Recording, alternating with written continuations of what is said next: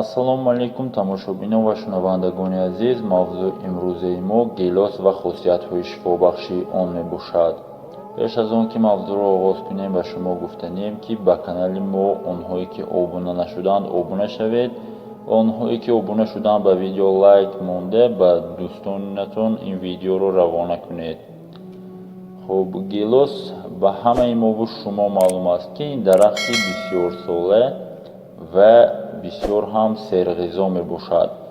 лекин мову шумо намедонем ки дар таркиби он кадом витаминҳо мавҷуд аст, кадом моддаҳо мавҷуд ва барои кадом бемориҳо яъне ки таъсир мерасонад ба инсон ба шумо хоҳем гуфт.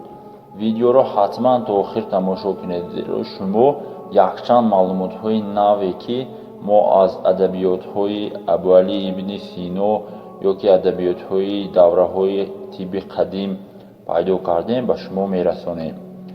хуб, гелос ин худ меваи қадима буда, инсонҳои қадим ҳамун давраи пеш гелоси ёбоиро истеъмол мекарданд.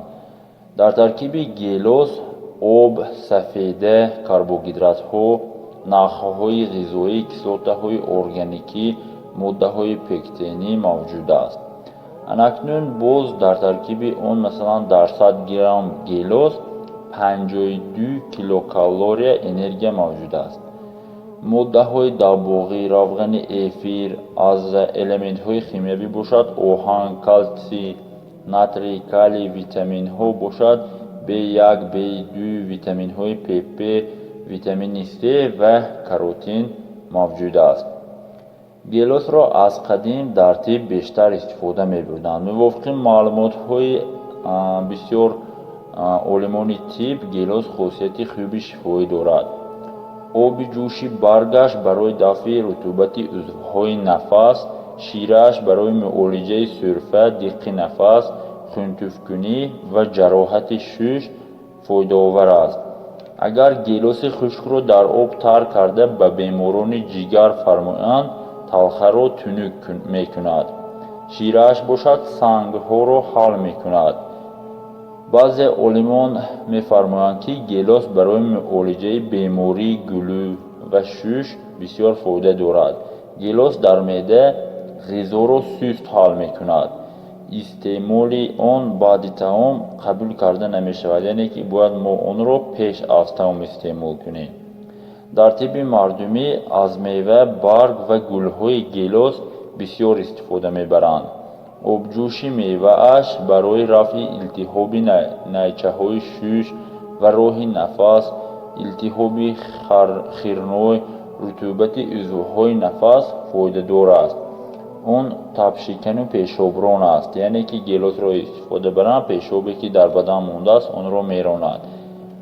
дар тибби муосир шира, афшура, полуда ва гелоси тари тозаро ки аз моддаҳои фаъоли биологӣ бой аст, хеле ки мо дар боло гуфтем, ба кӯдакон ҳамчун маводи ғизоӣ тавсия дода мешавад.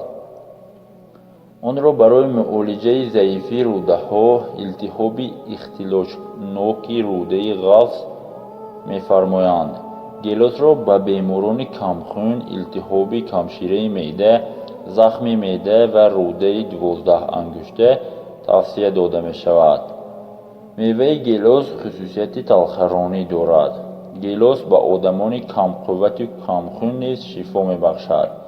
барои ин беморон дамхӯрдаи меваи хушки гелос бисёр ҳам фоида дорад. меваи гелосро дар бисёр ғизоҳо истифода мебаранд ё ки аз он бисёр ғизоҳо тайёр карда мешавад. масалан, меваи хушмаззаву яъне ширини онро дар шакли тару тоза истеъмол мекунанд. аз гелос дар саноати хӯрокворӣ полуда, шира, нӯшоба, мураббо, шароб ва ғайраҳо истеҳсол карда мешавад. аз гелос якчанд намуди дорувориҳоро тайёр мекунанд. мо барои шумо тарзи тайёр кардани ин дорувориҳоро ҳозир мегӯем.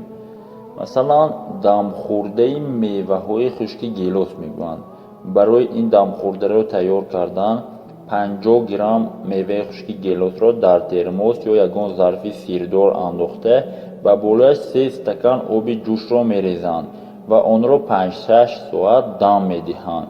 پس آن را از دوکه گذرانیده افشرده 1 استکان 3 بار در یک روز نیم ساعت پیش از طعام استعمال می‌نمایند. دیگرش باشد شیره گیلاس.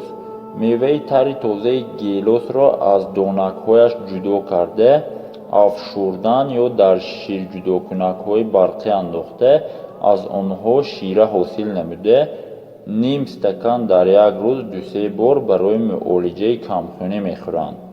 از گیلاس اینچنین نوشابه، مربا افشرده، پالوده و شراب تیار میکنند. نوشابه گیلاس طرز تیار کردنش 3 کیلوگرم گیلاس، 1.5 لیتر آب، 600 گرم شکر. گیلاس های رسیده را از دمچه هایشان جدا کرده در آب خنک شسته تا تراویدن آبشان نگاه داشته در ظرف های شیشگی می اندازند. از شکر و آب شربت تیار نموده آن را به بالای گیلاس ها ریخته دهان ظرف را محکم و در آب جوشیده ایستاده 8 دقیقه تمیز می دهند. نوشابه گیلاس برای کودکان، آدمان سالخورده و بیماران مبتلای کمخونی خیلی فایده بخش می باشد.